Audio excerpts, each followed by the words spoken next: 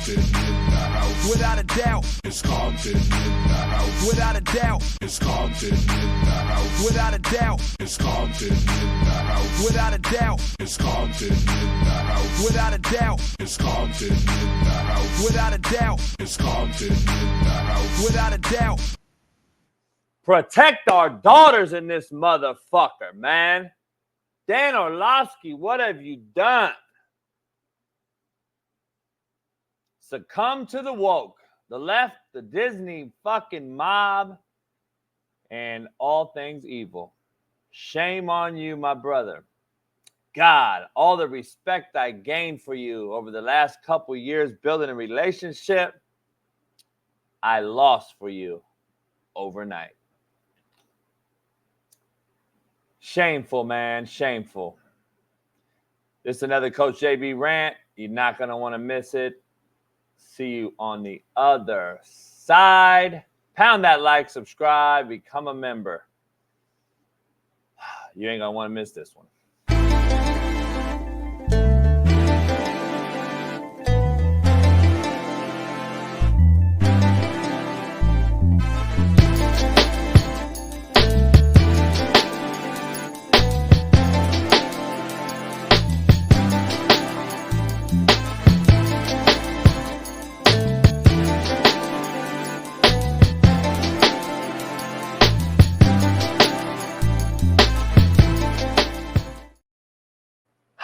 Dan Orlovsky, man, apparently has deleted some tweets. A lot of them. He came out and said he deleted some protect our daughter tweets, quote unquote, because the tweet did not represent ESPN. He tweeted this back in August, the beginning of the month, August 1st, about 18 days ago. Protect our daughters. Right after the made-up human boxing thing and all the boys trying to play girls in sports.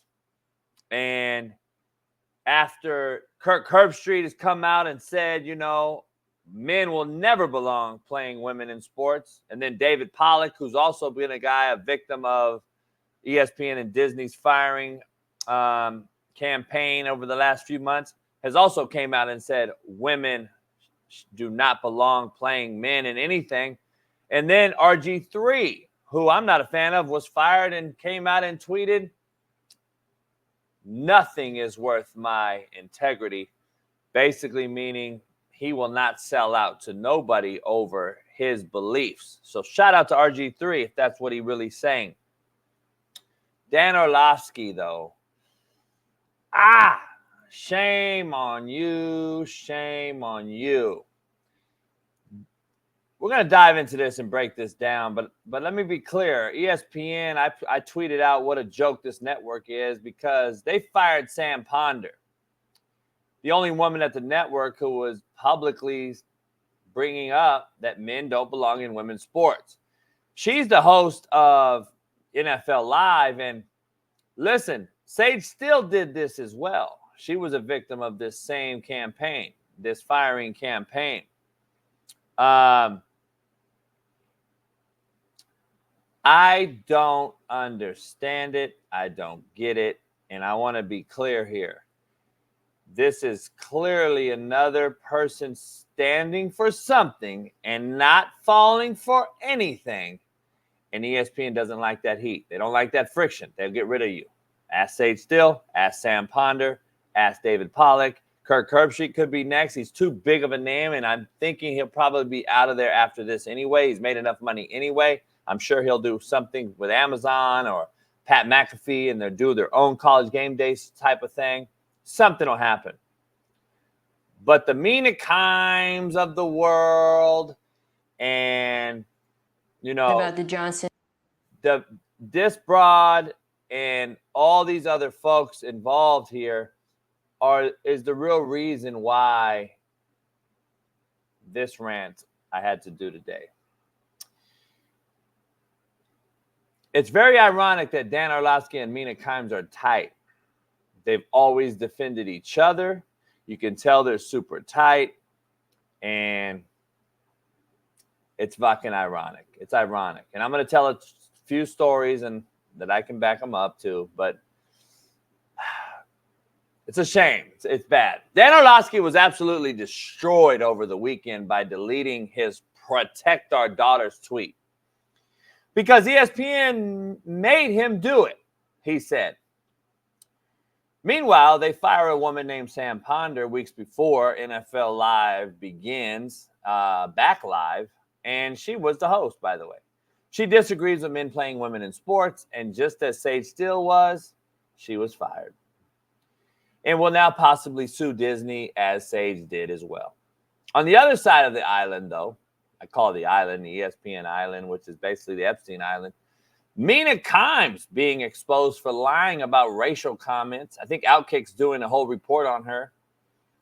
And then she bashes Aaron Rodgers due to his COVID stance. Remember that? Only to lie again and cover it up again without apologizing to Aaron when the facts came out. And now it seems that Mina Kimes was actually lying and throwing out misinformation. How ironic. It's ironic also that Mina Kimes blocks anyone who calls her out on her bullshit. David Portnoy, she lied and blocked him. Lied on his whole family's name. David Portnoy took heat. I talked to him took heat for months because Mina Kimes is the DEI hire that's protected on the left by the woke who will defend anybody no matter what. If they cut a dick off, do whatever they want to do, you guys will defend them because you're weirdo fucks. They bashed David Portnoy, and then the truth came out. But she blocked David. She came out and blocked Clay Travis, the owner of Outkick, who also has called her out on her bullshit. And she's blocked me, who her and I got into it a few times over some players of mine from Minnesota with another fucking idiot on ESPN named Sarah Spain. So you can go find those tweets. They're still out there, I'm sure. But how ironic is this? Because her and Dan Orlovsky are tighter than 5 virgins in a Volkswagen. Remember this, and you should go do a deep dive research on this because I don't have time to show it all, but I have enough to show already. Remember when Mina Kimes held on to a story about a former Mets general manager who was preying on women via text messages and DMs on social media in the sole effort so she could boost her career by waiting for the specific right moment to release the story? You guys remember that? If you don't know about it or remember it, go do a deep dive. Go do a research on it and thank me later.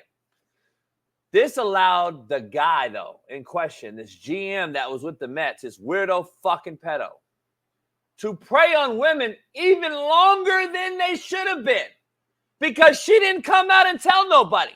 She's a part of the problem, not the fucking solution, people. She could have fixed this and saved other girls from being preyed on by this weirdo fuck that another professional organization hired. But no, she didn't. She waited to boost her own fucking career because she knew she was a DEI hire that had absolutely zero experience in this space. She knew she shouldn't be talking about football, especially goddamn quarterback position. She knows she shouldn't be talking about half the shit she talks about. But again, a DEI hire that made her who she is. Maybe it's not even Mina's fault. Maybe the Disney and ESPN threw her in there on Epstein Island and said, you know what, girl, this is your topic. Go kill it. And she's sitting there like nervous as a whore in church, like, oh, fuck, I don't know shit about this position of football. I especially don't know about quarterback play. Why would they throw me, a little Asian, mixed, white, whatever, in the mix here? I don't know what this is. I definitely didn't take a 3-step drop and play quarterback. I definitely don't know how to evade a rush, and I have no idea how to re-ID the mic. But you fucks out here actually listen to her and think she's fucking teaching you something. Blows my fucking mind. But it makes sense now completely. Look, man, I like Dan. I never liked Mina. Obviously, we have no respect for each other. I never had respect for her as a journalist, though. That's her job. You don't have to have respect for JB either, but you can respect the fact that I help kids move on, graduate, save their lives, move on to the NFL, whatever you want to do. You can not respect me for however you think I am because you never met me, by the way, which is another moronic, fucking hypocritical take. But anyway, let's say you don't respect me.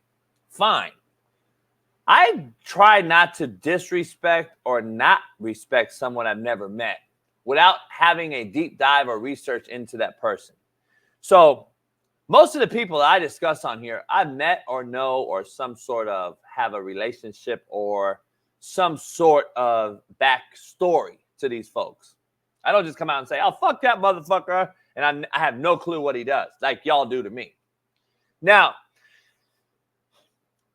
she has zero experience, okay? Let's be clear. There's no fighting that.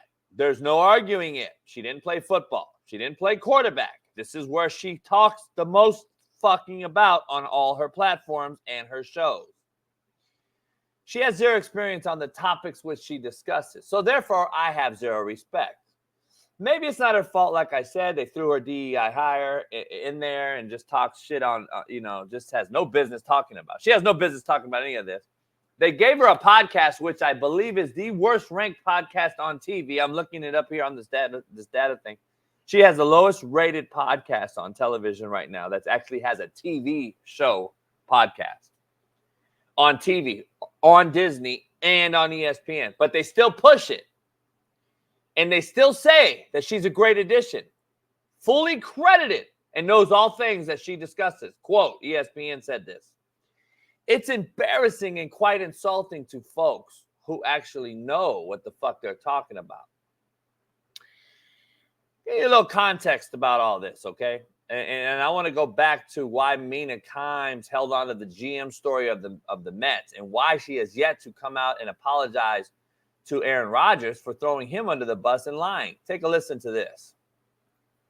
About the Johnson & Johnson vaccine because it was briefly pulled. It was briefly pulled over a small number of cases, and then it was returned to availability. Millions of people around the world have taken it. I don't think that should be allowed to go unchallenged. Johnson & Johnson has temporarily paused its COVID-19 vaccine clinical trials due to an unexplained illness in a study participant.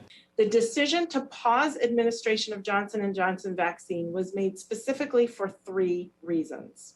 First, we want to alert the healthcare providers to be on the lookout for these rare events post-vaccination and to make sure that they are treating patients appropriately. It is imperative for healthcare workers to know that the treatment of these clots is different than our current standard of care. With myocarditis, that rare heart inflammation, there are now more than 300 cases being investigated. Is there enough evidence, though, now to officially confirm the link between the vaccines and this rare condition? We certainly are looking at this carefully.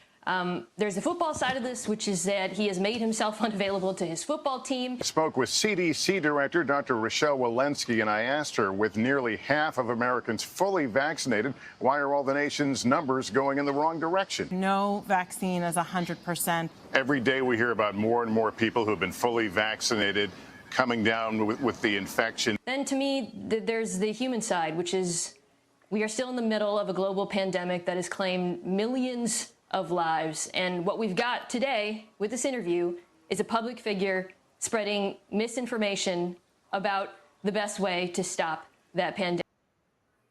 Wow. Mina, you've been caught lying again.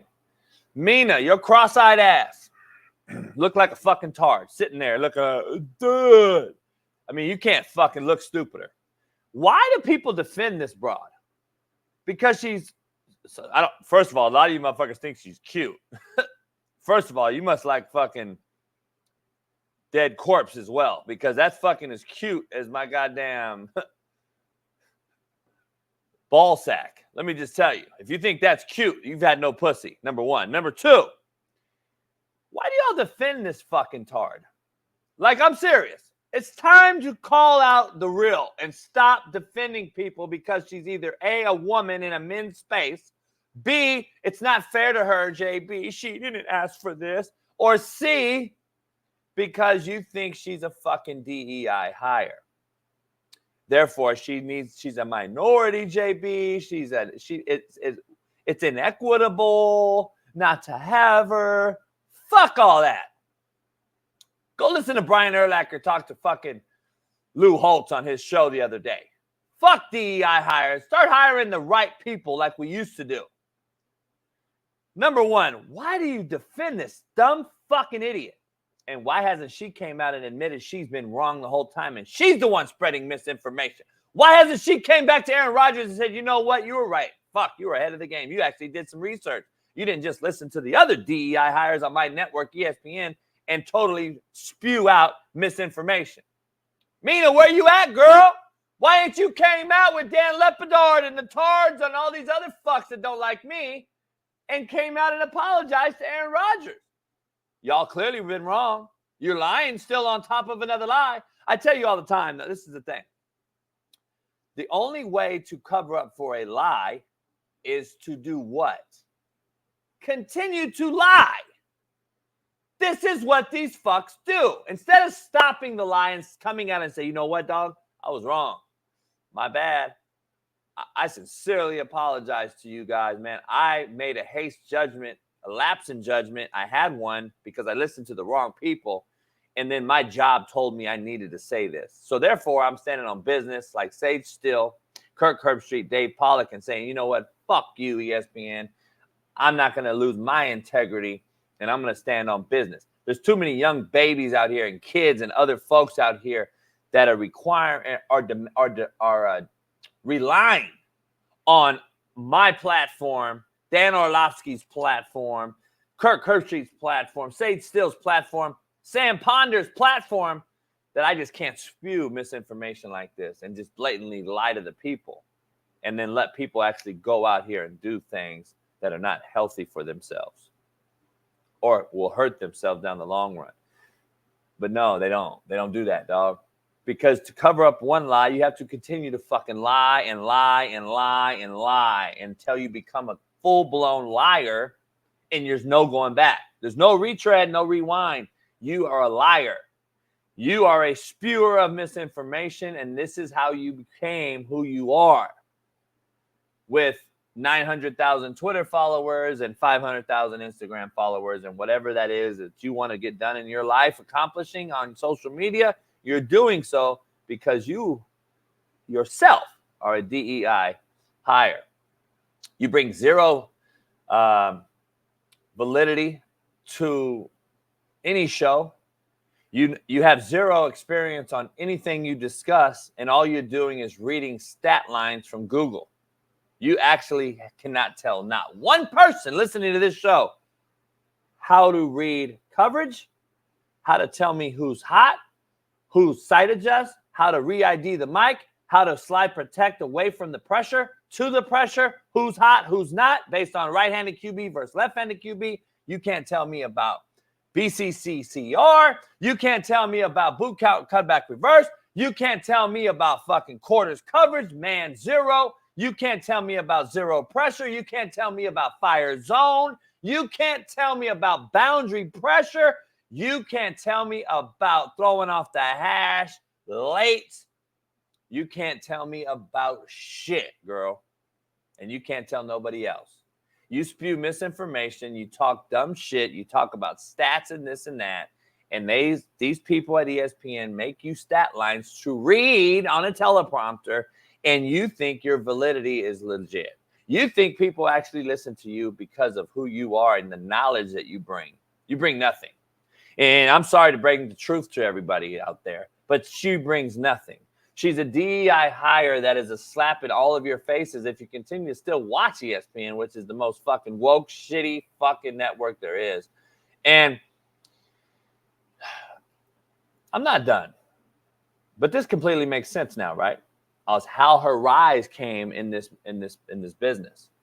She did not tell the story about the Mets GM. She was waiting on the right moment to boost her own career. Other girls were continuing to be preyed on by this weirdo, pedo, creepy fuck for the Mets. And she knew it the whole time. Go do a deep dive, man. Go fucking thank me later when you find out the real. But this all makes sense now that Dan and her are tight. And I lost a lot of respect that I gained for Dan. I lost it just like this. Kirk Herbstreit came out along with David Pollack and said men will never belong in women's sports. I don't know if you saw that, but he did. You know, Kirk came out, made it clear he's 100% against it. I actually have talked to him since he said this and texted him. I've spoke to him quite a few times. We actually built a relationship, contrary to belief, since he's come on my show. And listen, he didn't have to come on my show. But let's be clear here. I want to be 1,000% clear here. This guy did not come on my show and has not. And I'm about to tell a story that many of you don't know. Well, nobody knows. I'm about to tell it now, though. Here's the issue I have with Dan now. And this is why I have a newfound respect for Kirk Herbstreit, because a lot of you don't know Kirk. See, a lot of you don't know Dan. A lot of you don't know me. So people come out and judge certain people, and then later they come back and retract their statements and say, oh, man, I like Kirk now. I hated Kirk when he made the Florida State comments, which is a bunch of fanboys talking that has no clue about what Kirk actually is or how he really is, as a family man, what he does with his dogs, his family, his kid. Nobody knows shit about it. Maybe he just stays out the limelight and does his job and then stays away. But now he's getting so long-toothed in this thing, and he's so long in the game, he's like, fuck that. I know damn well men and women ain't supposed to be playing each other in any type of fucking sport. Only time men and women should get together is to fuck. That's just the truth. But it all makes sense now, man. Kirk actually had the balls to come on my show. Not that he needed to prove anything to anyone. Especially not me. Especially not me. He didn't have to come on and onto my show, but he did.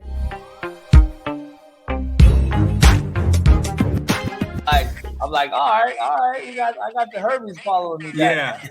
They appreciate you. You know, in the world we live in today, there aren't a whole lot of people that are willing. But he came on. He had the balls to come on. Which is number one, respect earned, respect given. Respect for that. I talk to Kirk often now. We've built a relationship. And let me tell you about Dan Orlovsky. Let me tell you about this story, man, which I can share text messages if need be. I prefer not to, but, you know, I'm sure all you dick writers out there, oh, I don't believe you. Dan Orlovsky would call me at 4 a.m. on the West Coast to have me FaceTime him, break down plays for him before he went live on ESPN an hour later to talk about Lamar Jackson, Deshaun Watson, et cetera, talking about read option and the run game predicated off of, you know, all the triple option effects along with play pass and RPO. So listen, I had no issue. This is a couple years after I was on McAfee's show, and if you know and you go back and look, I used to call Dan Orlovsky out because his breakdowns were always wrong and incorrect. He had no clue how to break down football. So I would get on FaceTime with Dan early in the morning before my show and help him out. I have no quarrels with that shit. I actually love doing it, and I would never talk about that publicly. But here's where it gets interesting. And why it's all coming full circle now, and it makes sense. Call me at 4 a.m. We break down counter read option. We talk about some fast flow stuff that he was asking. He's like, what are we doing? Why is he reading that in? But then the pullers are coming this way. And I was breaking it down to him. And this is stuff that I run. So he knew that. And we talked. And we were like, all right, cool. Remember, I was on McAfee's show. And I used to call Dan Orlovsky out on Twitter. And I said, Dan, that's not zone, homie. That's counter. Guarding the tackle or pulling. Lamar's reading the backside. He's throwing bubble off to Sam Becker. So Pat hooked this up and got us on the phone together. And Pat McAfee got us on the phone. And me and Dan and I built a relationship.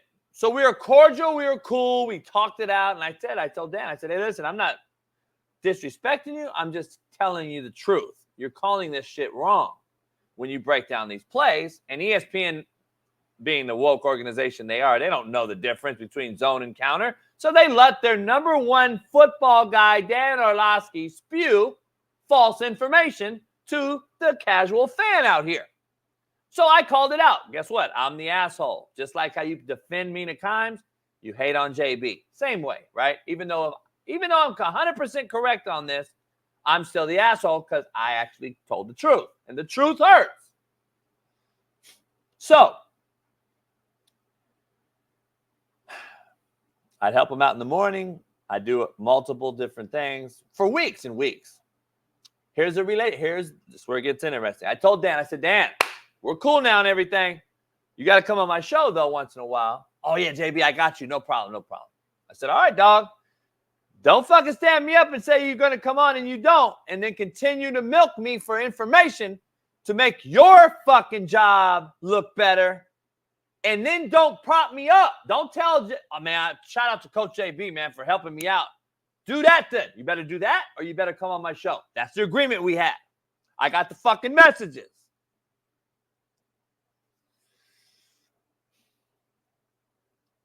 Well, he's never been on my show.